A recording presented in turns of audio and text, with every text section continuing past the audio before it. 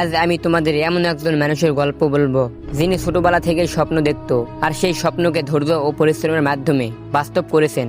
তার নাম Warren Buffett. হয়তো সবাই তাকে চিনেন। তার জন্ম হয় 1930 সালে আফ্রিকায়। ছোটবেলাতেই সে ব্যবসা শুরু করছিল। প্রথম ব্যবসা তার নিউজ পেপার ডেলিভারি। ছোট্ট বাচ্চা ওয়ারেন দিনে দিনে মানুষকে সংবাদ পৌঁছে দিত। সেই সময় কেউ ভাবতো না এই ছোট্ট ছেলেটা একদিন পৃথিবীর সবচেয়ে বিনিয়োগকারীদের মধ্যে একজন হবে। ওয়ারেন ছোটবেলায় টাকার গুরুত্ব বুঝতে পেরেছিল। সেজন্য সে এক জায়গায় টাকা জমাতো, কয়েন বেচা কিনা করতো। সবাই বলতো তুই এত ছোট, তুই এটা করতে পারবি না। কিন্তু ওয়ারেন কখনো হাল ছাড়েনি। সে জানতো ছোট ছোট উদ্যোগী একদিন বড় সাফল্য এনে দেয়। পড়াশোনাতে ওয়ারেন ভালো ছিল, শুধু ভালো সাফল্যের জন্য নয়, তিনি ব্যবসা ও বিনিয়োগের প্রতি আগ্রহ দেখাতো।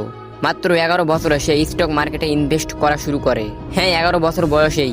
ছোটবেলা থেকেই সে শিখেছিল ধৈর্য, পরিকল্পনা এবং ঠিক সিদ্ধান্তই বড় স্বপ্নকে সত্যি করে।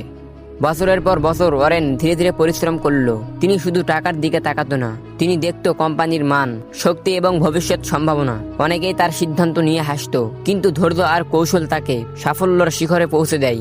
আজ ওয়ারেন বাফেট বিশ্বের অন্যতম ধনী ও প্রভাবশালী মানুষ।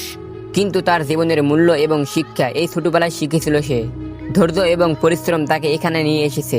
তিনি কখনো রাতের ঘুম হারায়নি।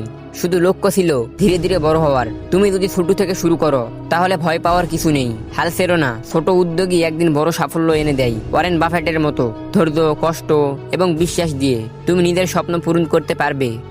আজকের এই গল্প থেকে আমরা শিখলাম বড় হওয়ার পথে ধৈর্য ও পরিশ্রম দরকার। আজ যদি তুমি ছোট থাকো, চেষ্টা চালিয়ে যাও, নিজের উপর বিশ্বাস রাখো, কালকে তুমিও বড় হয়ে উঠতে পারবে। ধৈর্য রাখো, ছোট্ট শুরু বড় স্বপ্নের অংশ। তুমি পারবে, তুমি যোগ্য, তুমি শুধু হাল ছেড়ো না।